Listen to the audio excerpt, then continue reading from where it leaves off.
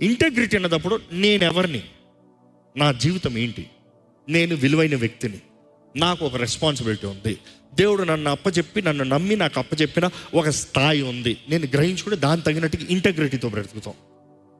కానీ కొంతమంది ఇది సరిగ్గా పనిచేయనోడికి గర్విష్ట అనుకుంటారు. నో నో నో నో గర్విష్ట ఏంటి తెలుసా? ఎప్పుడు చూసినా లేని దానికి కూడా నేను నేను నేను అని చెప్పుకుంటాం. బట్ దెన్ ఇంటెగ్రిటీ కలిగిన వ్యక్తి రియాలిటీ నేను ఎవరిని, నా చేతుల్లో ఉన్నది ఏంటి, నాకు పెట్టిన స్థాయి ఏంటి, దాని తగినట్టుగా ఇంటెగ్రిటీని కాపాడుకుంటాం.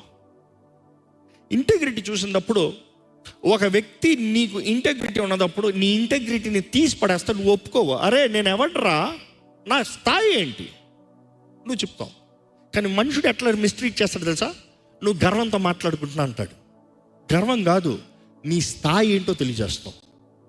మీకు సింపుల్గా ఉదాహరణగా అర్థమయ్యేలా చెప్పాలంటే, ఒక పోలీస్ కమిషనర్ ఇక్కడికి వచ్చాడు. ఏంద్రా బాబు బాగున్నావా అన్నావు అనుకో, వెంటనే ఏమంటాడు? బాబు నేను పోలీస్ కమిషనర్ అంటాడు.